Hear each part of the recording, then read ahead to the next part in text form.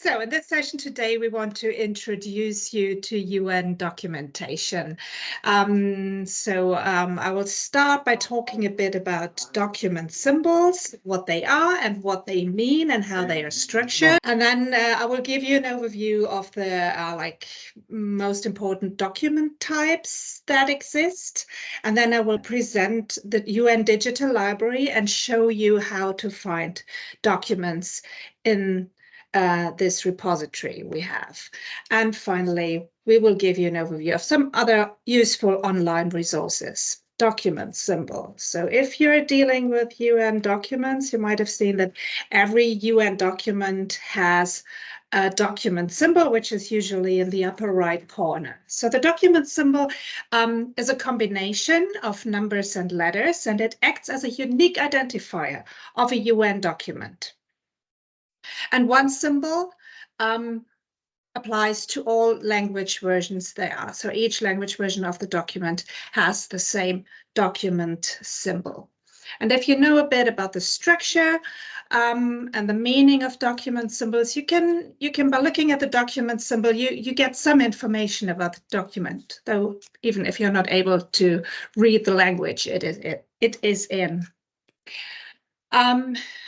Down here, you will see throughout the presentations, we have some links to the URL research.un.org, where you will find research guides librarians have put together that give a lot of information about UN documents and doing research for them. So these are just some useful links we added here. So document symbols consist of various elements or components, and I want to go through them one by one. Start at the beginning with the first component. And this first component indicates the main or principal organ the document is being submitted to or that is issuing the document. So, for example, if you see an A at the beginning of the document symbol, this is a General Assembly document. S indicates the Security Council, the E stands for ECOSOC, the Economic and Social Council, and ST indicates a Secretariat document. So usually this is the first part, but there are some bodies that have special series symbols that do not reflect their parent organ. And here we have a few examples of these. And this is to show you that UN document symbols follow certain patterns and certain rules, but there are always exceptions to the rules. So if you're not finding something, you're thinking, but it should be like this. Yes, but there are exceptions. So just something to keep in mind when doing research for UN documents. So here we all have subsidiary bodies of the General Assembly, but the General Assembly is not reflected in the document symbol of these bodies.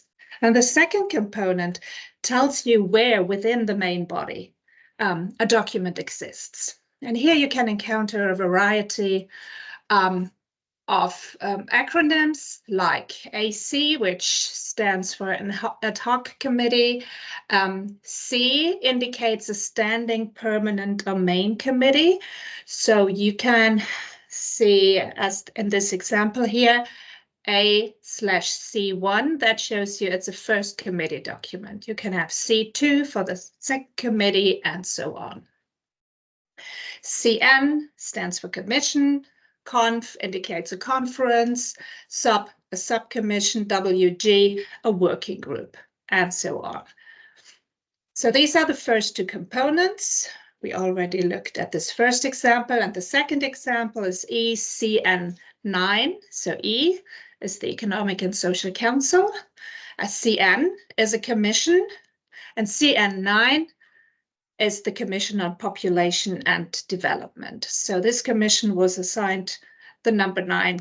So this is just a number added to the letters. We move on to the next component, which is called the special component, and this reflects the type of document you have.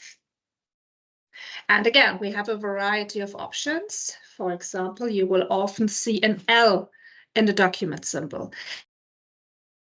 you have a draft document. It can be, and often is, a draft resolution, but it could also be a draft report, for example. The L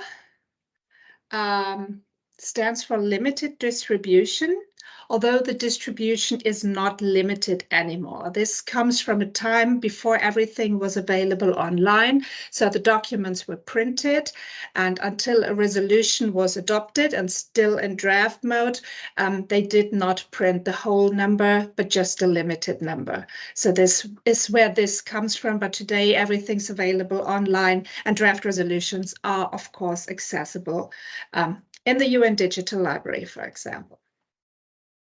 So this is the L for drafts. PRST indicates a statement by the president, which can be the president of the Security Council or of the Human Rights Council. RES indicates a resolution. PV and SR indicate meeting records. The one is the verbatim record, the other is the summary record. We will talk about this in a few moments. Yeah, these are like the main types we want to mention here. So, and now we already have a complete document symbol. So we have this example we already started, General Assembly document A, C1 First Committee. Then when we're dealing with General Assembly documents, we have the session information included in the document symbol. So here you have the 60, that shows you that it's a document from the 60th session. PV stands for verbatim record, so it's a meeting record. And the one that follows is a sequential number. So in this case, it indicates the first meeting of the first committee in the 60th session of the General Assembly. So there's already, just by looking at the elements, there's already a lot of information you can retrieve from a document symbol. But still we have one more component, and that is the final one. And this final component can appear as a suffix to a symbol because it reflects modifications to the original text. And here you can have an addendum. Something was added to the text. There can be an amendment. Something was changed, something was altered by the decision of a competent authority. So a part of the text was changed after it has been officially adopted. Then you can encounter a corrigendum. And while these two apply to all language versions, the corrigendum may not apply to all language versions. So, for example, there can be a translation error in the Arabic version, then only the Arabic version will be corrected and will have a corrigendum. And last, we have the revision. And when you have a revision, this replaces there's a new version of the text. So this replaces the text that was previously issued. So when you have a revision, you have the whole text, like a new version of the whole text. If you have a document with one of the other suffixes, this document will only contain the part of the original text that was altered or added. It's just the revision that has the complete text. I'm going to move on to document types. So we're just covering the main types of documents. We will be talking about resolutions and decisions, of course, about meeting records, reports, letters. We also have the presidential statements here, but this won't be covered in detail. And again, a link where you can find all this information on our website. So let's start with the resolutions. So a resolution is the formal expression of the opinion or the will of a United Nations organ. And resolutions are issued as individual documents, which means that they are assigned their own document symbols, which makes research for them relatively easy. But for each body, the structure or the pattern of the document symbol is slightly different. So when we are looking at General Assembly resolutions, the pattern is A/res/session information then a sequential number. Security Council resolutions start with S/res/sequential number, and then the year in parentheses. This is part of the document symbol. So this is the difference between the Security Council and the General Assembly. The Assembly works in sessions, the Security Council does not. So for Security Council for Security Council resolutions, you have this year information instead. Now we come to the Economic and Social Council resolutions. They have only been issued as individual documents since 2012 and follow the pattern E/res/year/sequential number. And the Human Rights Council, this is a subsidiary of the General Assembly, and this follows the rules. So here we have the document symbols starting with an A for the General Assembly, then the HRC for the Human Rights Council, /RES/session information /sequential number. So each is a little bit different. So we have the resolutions and we have decisions. Decisions, in contrast to resolutions, are used to designate more formal matters that deal with non-substantive or routine matters like meeting times and places, appointments of officials, elections, and sometimes a body is just taking note of a report that has been submitted to it. These are usually not issued as separate documents, so they do not have their own document symbols, but there are still ways to find them. For once, they will be included in the annual compilations of resolutions and decisions. These annual compilations are issued for the principal organs, the General Assembly, the Security Council, and the Economic and Social Council, and they contain texts of resolutions and all related information like sponsorship information, voting information. So this is put together in case of the General Assembly after a session, so it takes a while for this information to come out, but you have all the resolution related information in one place. So this is really an excellent resource. So, and they have these resolution texts and they only also have the texts of decisions. What they do not have are resolutions adopted by subsidiary body. This information is usually published in the sessional report of the specific body. Another place where you can find decisions is the meeting record of the meeting in which the decision was adopted. Meeting records contain statements and speeches, of course, and actions taken. So voting information can also be gathered from meeting records. And as we have seen, we have two types of meeting records. We have the verbatim record and the summary record.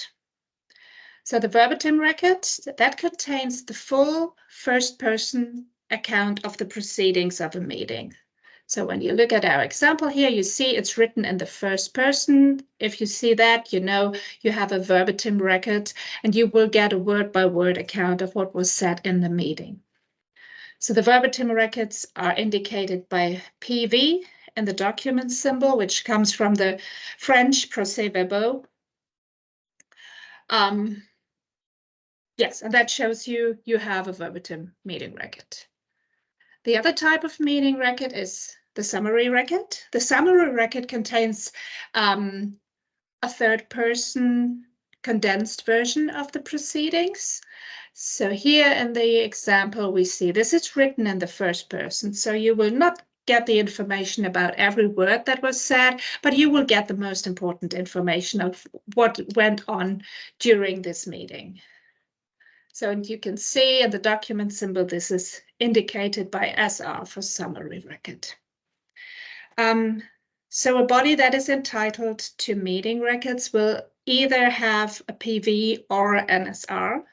And entitled to PVs are the plenary of the General Assembly, the First Committee of the General Assembly, and the Security Council. So we already briefly mentioned the sessional reports.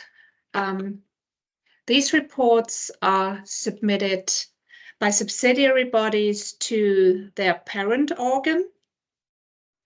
They are usually annually or biannually, and they are usually issued as supplements to the official records of the parent organ. And these reports contain all the information related to the subsidiary body, like resolutions and decisions that were adopted by this body.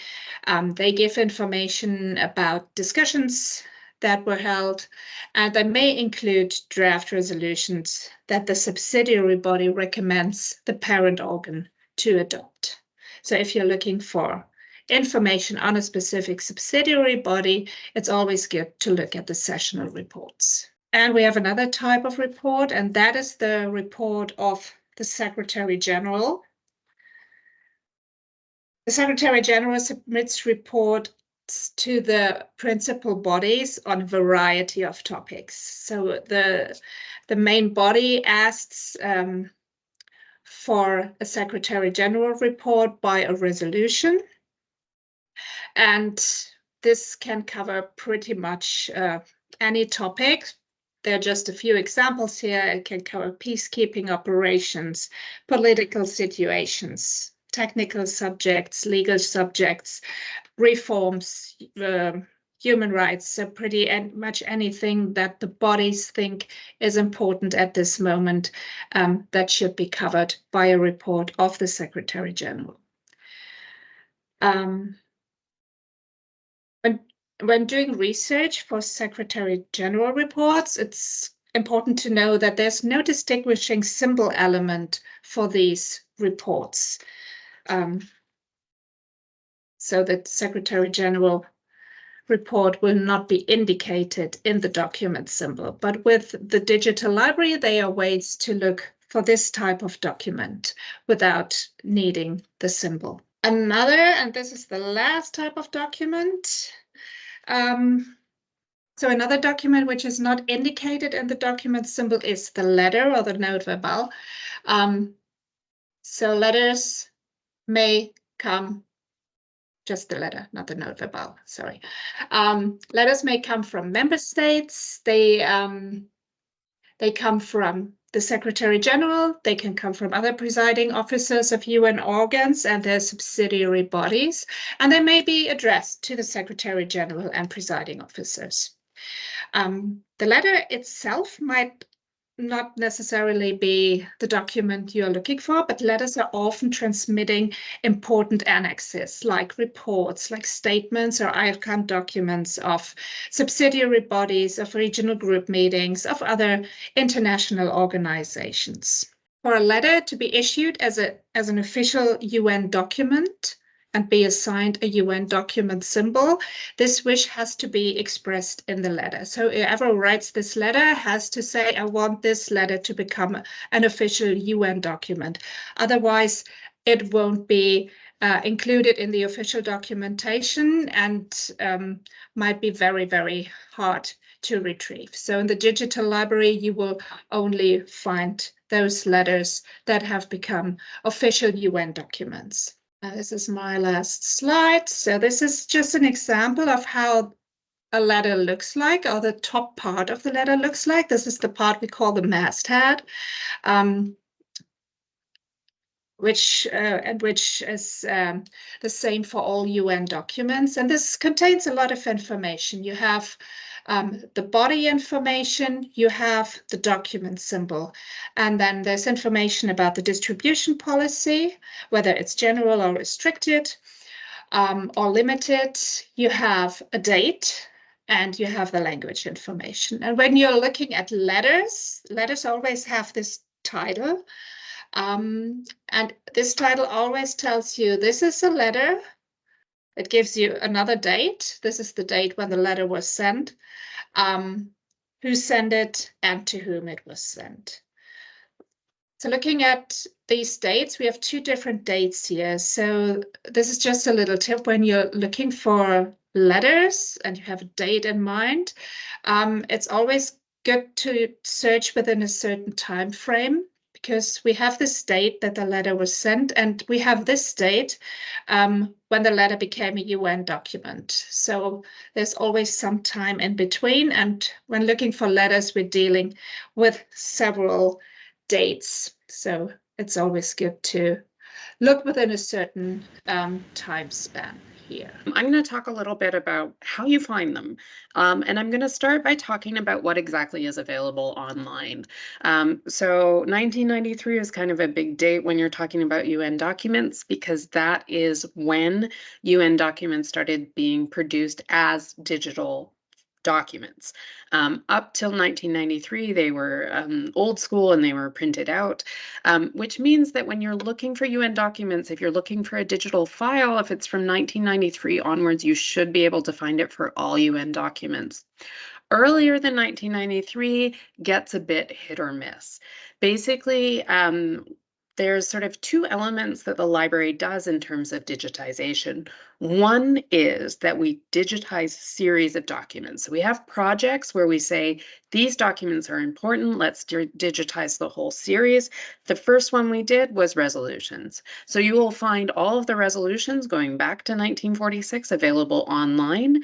You'll find all the Security Council plenary documents. You'll find meeting records of the plenary meetings of the General Assembly and supplements of the General Assembly official records. There's another thing that we do, which is we digitize things on an ad hoc basis. So there is projects that both us and the library in Geneva do, where when we get requests for documents, we will digitize those documents and we then make them available online. When we do this, it's just basically on request. So this means that there are documents from 1993 onwards. You should be able to find those online.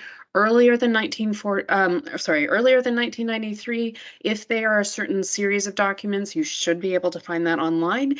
And then there are a number of documents that you will find online because we've been digitizing these documents by request. So if you are looking earlier than 1993 for a document and you are not able to find a file, there's a very good reason for that, and that is that potentially that document has not yet been digitized.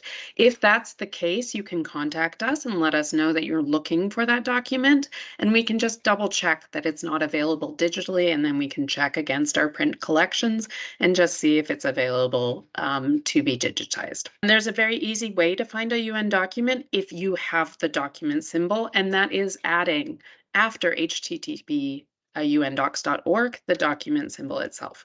Just one thing to keep in mind when you do that.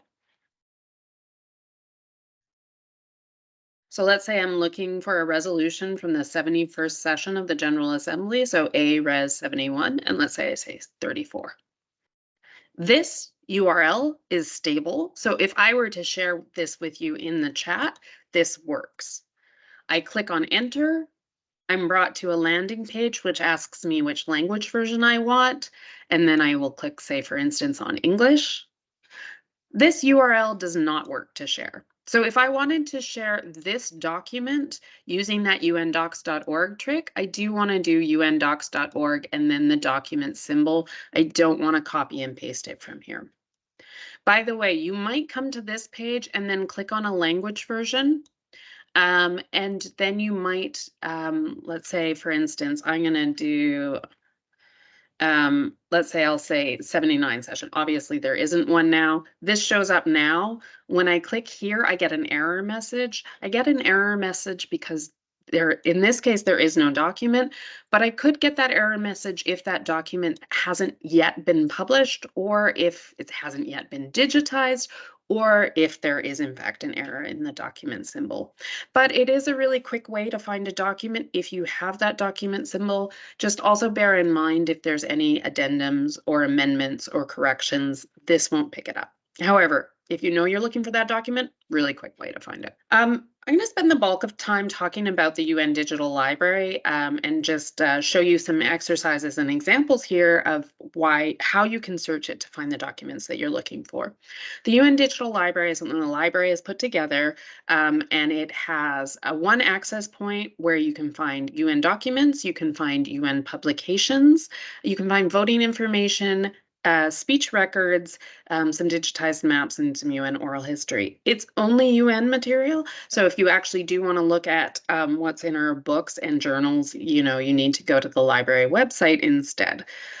So the digital library is available at digitallibrary.un.org. So if I just click on this, I'll bring it up here. And this is what it looks like. I'm going to start by showing you a simple search. And so that's when you look at this box here and you just run a search based on keywords. So you can just type in the same way you would type into any search engine, whatever it is you're looking for. So let's say, for instance, I look for multilingualism. I run my search here. One of the things to keep in mind when you're searching the digital library is what you are searching is the description of the document. You're not searching the document itself, you're searching the description, and the description is only in English. So when I click on multilingualism here, this is what you are searching when you're searching the digital library. You're searching the information that the library has added that tells you this is about multilingualism. And you can see that's under the subject as well. There's some notes fields that tell you additional notes, additional sponsors that have been added to this. You can see there's agenda information there, and you've got the various authors, which are the co-sponsors of this draft resolution. I can download the file in Arabic, in English, Spanish, French, Russian, and Chinese here. And if I scroll down a little bit, I can also download it here. And I can change language versions here as well. So if I'm looking at, if I want to just quickly look at the English language version, I can do that by scrolling down to the bottom and clicking there. On the side, I have the option here of selecting what kind of document I'm looking for. So if I wanted to, you can see I have the option of saying I just want to look at reports, I just want to look at resolutions and decisions, I just want to look at meeting records. If I click on show more, I'm able to say I just want to look at letters and note verbals. So I'm able to say what kind of documents I want. So here I might choose reports. And then if I scroll down a little bit more, you can see I can say which body, and I can choose which date as well. So right now I've said I want reports and General Assembly, but one of the things you'll notice is that my first date is from 1999, my second date is from 2012, my third date is from 1997, because the default sorting in the system is to give you what is considered the most relevant results. In our experience, it's actually better to change that search. Under options here and the sorting, you can choose year, and then you get the most recent ones at the top. So there's the most recent report of the Secretary General on multilingualism. And then we have a report on patterns of conferences. If I look at this, I look down, I see multilingualism is one of the subjects, which is why this is appearing in my search results here. Just so you know as well, this normally will appear on the left side of your screen. Depending on how your browser is appearing, this can actually disappear. I can see it's not doing it for me right now, but sometimes you won't see it on the left-hand screen. And when that is the case, you will see it under the options. And under options, you have the option to then filter by the type of document that you're looking at. So that's basically the simple search. I'm just going to go back to my PowerPoint and just make sure I've covered everything when talking about the simple search. Yeah. So as I said, you just enter your keywords, you click on search, and then you are searching the description, or what we call the metadata, which means that you are searching in English. You are not searching the full text, but you're searching things like the title, the subject, any notes that have been added, who the author are, that sort of thing. You're searching all types of records, so you're not only searching UN documents, but you're also searching our voting records and our speeches as well. And I'm going to talk about those a little bit later because they act a little bit differently. And you have that options to refine the search on the results screen. So as I show you as an example with multilingualism here, this faceting is that filtering on the side that allows you to say, I want to look at a particular resource type. So I want to look at reports or draft resolutions. And then it tells me which UN body and the date. Under the location is usually on the left-hand side, but it may appear under options depending on how it's showing up in your browser. And then if you want to see more results, you can always click on this show all thing just to show you there. So it can appear here, or it can appear under the options. And under options, that also is the sorting, where you have the option to select what kind of sorting it is. The default is relevance, but we actually do recommend choosing year descending to get the most recent one. Latest first, that appears, it's going to get you similar results to year descending, but what it refers to is the most recent document that's been added to the digital library or that's been modified. So it's not necessarily the most recent document that's been published. Usually they're one and the same, but not always. And so they're under sorting, you can choose year descending. So the next thing I want to show you is that you can actually search within the collection. So in the digital library, all of the records are part of collections. So you can search in a specific collection. You can search within a certain type of document or a certain type of information, or you can search within a certain body. So if I go back to the digital library, so anytime you do a search, you want to start a new search, you just click here and you're brought home and you can start a new search. So here, under narrow by collection, I can choose to look at a particular body. So if I only want to look at Security Council documents, for instance, I can go within the Security Council here, and then this is the Security Council collections. And then I can say I want, let's say, meeting records related to Haiti. So I can type in Haiti as a search here, and then I can say I want the different meeting records. Now, when I look here and I go under options and I choose year, you'll see my first document is an official communique, so it was a closed meeting. So there's actually no meeting record from it, but just a record to say that a meeting happened.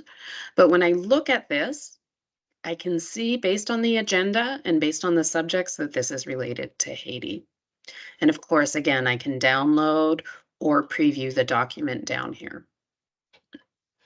So I can go within certain collections on the side here based on which bodies I'm talking about.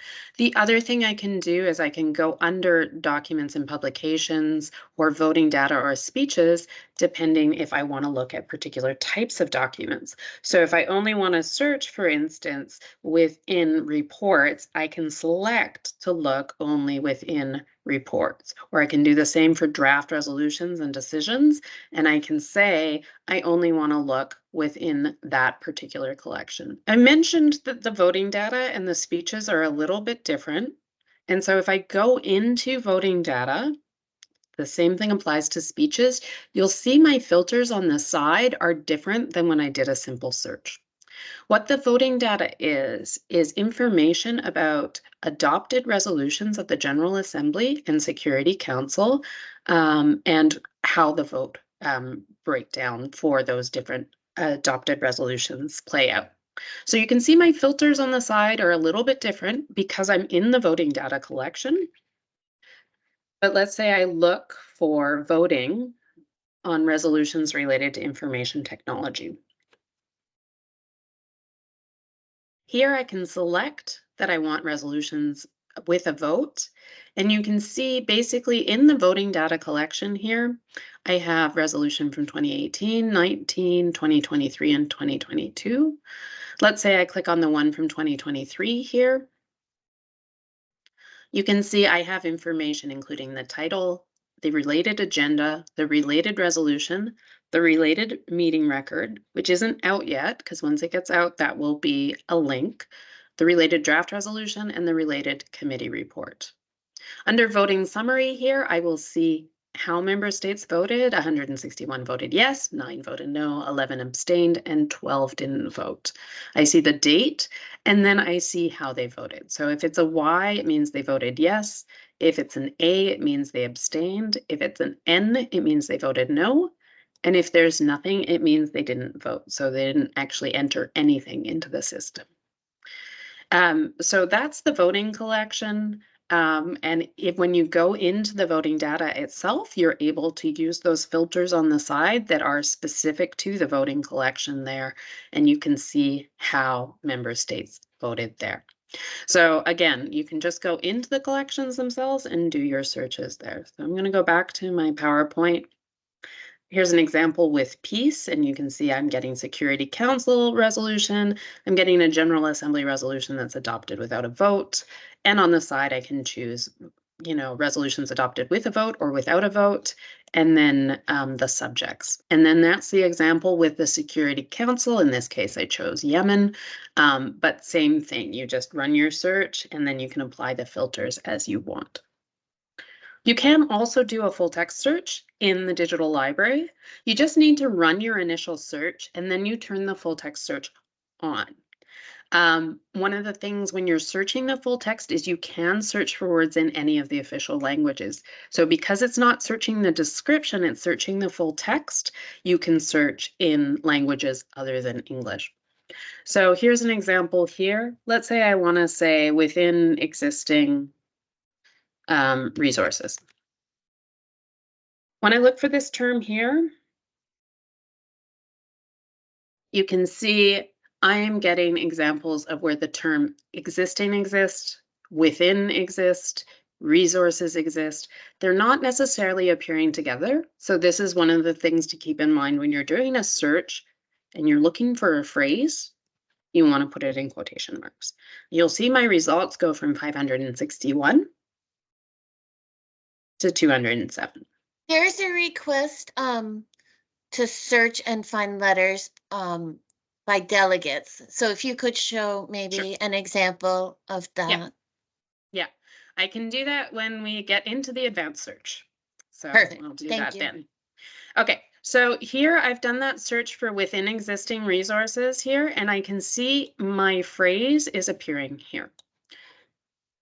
However, I've got 207 results.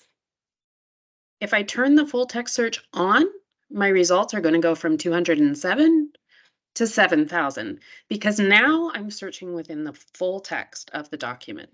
And then I can say I want resolutions of the General Assembly that use that phrase within existing resources in the full text. And so under options, I choose year, descending to get the most recent ones here. And these resolutions will use this term within the full text. So that's just an example of when you might want to use the full text. You can also use the full text in the advanced search, which I'll show you in a little bit as well. The example I have on this on the presentation is with sustaining peace. Just remember, you have to turn the full text search on after you've done your search. And then when you use quotation marks, you're searching for something as a phrase. If you don't use quotation marks, especially if you are looking within the full text, the words can appear anywhere within the full text, so you're not necessarily searching for those two terms to appear together. So that's the full text search. The next search that's available is the advanced search. So the advanced search allows you to search within particular fields. So if you wanted to look for a co-sponsor of information or a letter by a delegate, or if you want to look within a title or subject, you're able to do that in the advanced search. So recently the advanced search sort of changed. So if you've used the digital library before, you may have noticed the advanced search change. So we recommend using all words to find all of the words, and then phrase if you're looking for things in quotation marks. There's a customized advanced search in votings and speeches. And I would just recommend staying away from exact, and then just a caution about the date information, because again, it reflects the date the document's been added into the system, not necessarily the date the document's been published. This will make more sense when you see it live. So the advanced search is down here. Click on advanced search. And here's the things I'm talking about. So here under all fields, you can choose author. So if you were looking for a letter from a particular member state, I'm going to use example, Indonesia. I can say I'm looking for Indonesia as the author and click on search. And then you can see here, I can click on letters and note verbals. And then I'm going to go under my options, year descending to get the most recent ones at the top. And then I'm getting letters from Indonesia as the author, and then from Indonesia and other member states. And I've narrowed to letters and note verbals there. If I wanted as well, I could add in, let's say into the title, I could say I want something related to oceans. And I could also say sea as an example. And here I could choose any words. And when I choose any words, it means I'm looking for either term to appear. Now I'm getting the letters written by Indonesia about oceans or seas. I can take this filter off. So anytime you start a new search from your search results, the old filters are going to be in place, but I can unclick that old filter of letters and note verbals. And then I can choose draft resolutions and decisions. And this is where I can find sponsorship of resolutions. So if I look at this first draft resolution here, here are the authors of that draft resolution, so the sponsors. And if I look, there is Indonesia written there. In this case, we also add at the bottom who the additional sponsors are. So when other member states have added their name to the sponsorship, you can see it in the notes field. So they will also show up as the author. If you look here, you see Costa Rica and France are the first two, and then it starts with Albania and goes alphabetically. That means all of the additional sponsors start with Albania, but Costa Rica and France were the first two original sponsors of this draft resolution. There are a couple of questions that have come up, but the one that I think may be best addressed now is what's the difference between the library and DGACM in terms of documents management? And I think that's going to be easier for you to say something quickly maybe than for me to type in the chat, because it's a complex question. Yeah, I mean, so DGACM is the one that's producing the documents. DGACM is the one signing the document symbols. DGACM has a number of tools and websites available where you can find documents. What the library does is make these documents available through this UN Digital Library. So it's really a point of access. It's a point where we are adding this information here, like things like the title, author information, those additional sponsor information, and the subjects. This is sort of based on an index that we had way back in 1979 when we first started, well, we started indexing documents from the very beginning. But basically, we don't manage the documents. What we do is we manage a tool that helps you find the documents. So I would say or we manage the tools that help you find the documents. We have research guides that help you find the documents, that sort of thing. So it's basically, these are all intended to help you as a researcher to find whatever it is you're looking for. Is there another question I can answer now, or did that? The other question is about alerts, and I said that you would get to showing alerts.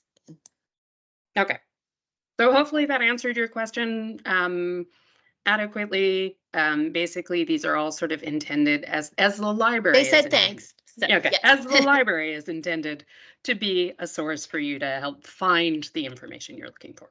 So we have voting and speeches, which are custom searches. So I did that search in the advanced search where you are able to choose, again, from all of these fields, author, document symbol, subject. You could do a full text search. I'll show you just another example here. When you're looking for Secretary General reports, for instance, the author is Secretary General. And then I could say, for instance, women, peace, security, and click on search. And then if I narrow to reports in the Security Council, and then go under options, I can choose year. So if you remember when she said it is difficult to find reports of the Secretary General based on the document symbol, but you can find it in the author field when you're doing an advanced search by saying that it is about the author is the Secretary General. Now here I chose all fields, but if I chose title and clicked on search, then I'm getting all the ones about women, peace, and security. In the same way that we have this special collection for voting information, we also have a special collection for speeches. So again, you can see, like voting, the filters on the side are different when you are in the speeches collection itself. And the advanced search is different, and this applies to voting too, where you'll see my drop-down options are not the same.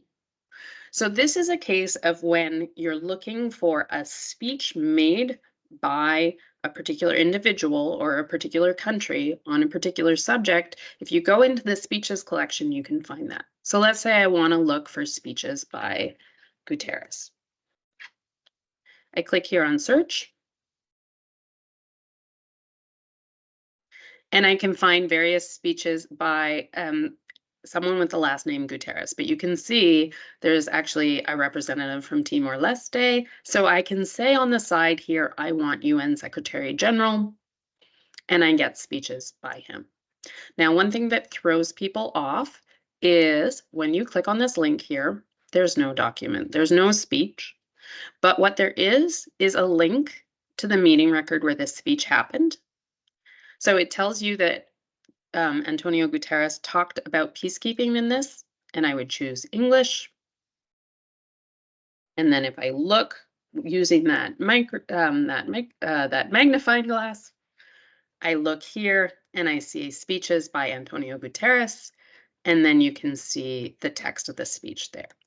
So speeches is a way that you can find how a particular individual or a particular country spoke on something. So if, for instance, I wanted to see what a representative of France has said about disarmament, I can choose that there. By the way, when I'm in the speeches collection, when I want to search a subject, it is this agenda information. So the agenda of the meeting was on disarmament, but I can just leave it as all fields as well. And you can see here, I want representatives of France when they're France, but you can see there was France president, there's UN Security Council president, etc. And then I get different individuals, but all speaking about disarmament there. You can also do a search here. I've done in the screenshot with series. So if I'm looking for the report of the Statistical Commission, I don't know why I have that as an example because I always stumble over statistical, but you can choose series here and then you can say that and you can find all of the sessional reports of the Statistical Commission. There's the example with the speeches search, where you're looking for a particular individual, but you can also search by country, by document symbol, by agenda, or by year. A few things to keep in mind with the digital library. So if you are familiar with other search engines and you are familiar with the term Boolean operators, that's just kind of the logic behind the digital library. So I've shown you the quotation marks. Here's a few other things to keep in mind when you're searching in the digital library. Using the example of oceans and C. When I run this search, I'm asking the system to look for oceans, the term oceans, and the term sea. And so you'll see my results, 4,632, when I put in oceans and sea, don't change.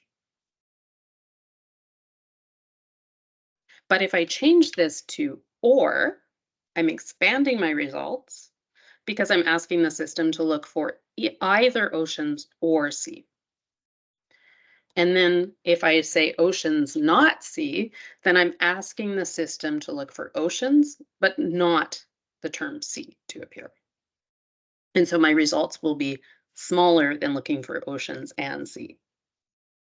So that's the sort of Boolean that goes behind that. You can look for that there. The other thing just to point out, and it shows up in the Security Council here, is if I go and I look for resolutions related to Syria,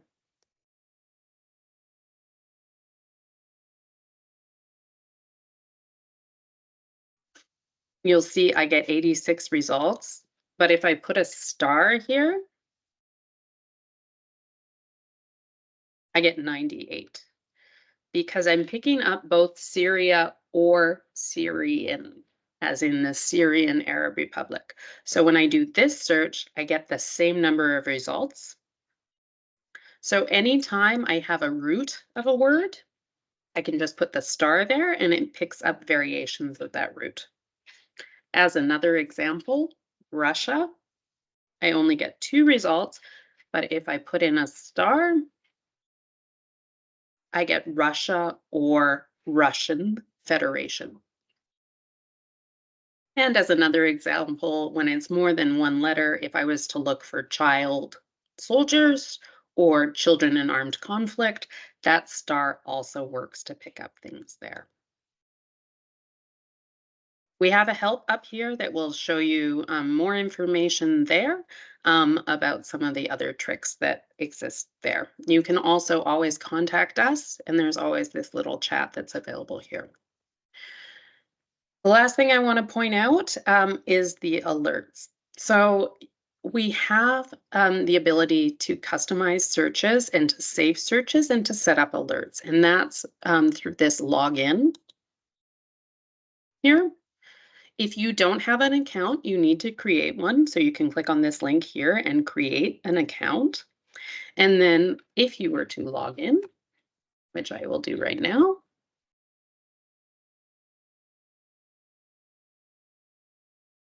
you can see now I'm logged in as myself. And whenever I run a search, so let's do oceans, not sea. By the way, you do need to capitalize that. And if I scroll down to the bottom when I'm signed in, I can export records, or I can set up an email alert here, and I can say oceans, not sea.